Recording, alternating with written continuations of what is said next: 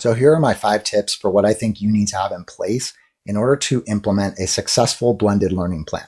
I believe the cornerstone of an effective blended learning plan is to have a well-organized, easily navigable learning management system.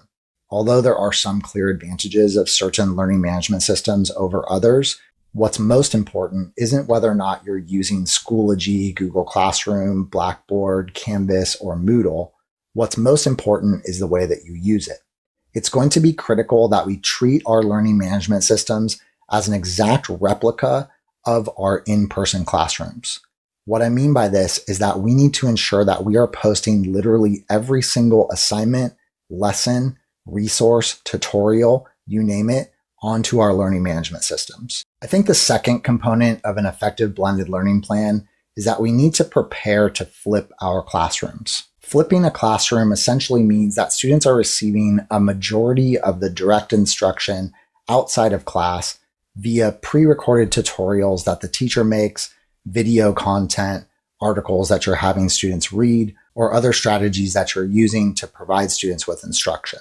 This isn't to say that you should not do any direct instruction when you're actually in class with your students, but flipping your classroom will allow you to open up more class time for some of the elements of teaching that have simply been really difficult to implement during remote teaching. We need to be using interactivity tools to make our synchronous learning sessions more effective.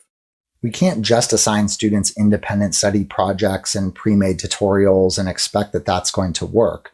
We do also need to have live video conference classes with our students, but there are definitely some strategies that we can put in place to make sure that those video conference classes are much more engaging and effective. I admit that sometimes my video conference classes with students just did not feel particularly rigorous, and a lot of the times I felt like I was the primary one talking and my students were really just passively experiencing class. My 4th tip is that teachers should put a significant emphasis on lesson design. Although, of course, lesson design has always been important, it's an even more critical piece of a blended learning situation because you're really going to have to look at how you're strategically sequencing your lessons, as well as how you're using a suite of different technology programs in order to help students achieve different educational goals. Whereas lots of teachers might have been able to rely more on personality and relationship building when motivating students to get excited about the content that they're teaching, when we're teaching in a blended learning format, we're simply not going to have the same access to those kinds of motivational tools. Okay, the last piece of an effective blended learning plan that I want to talk about is that we're going to need to be prepared to teach students foundational technology skills.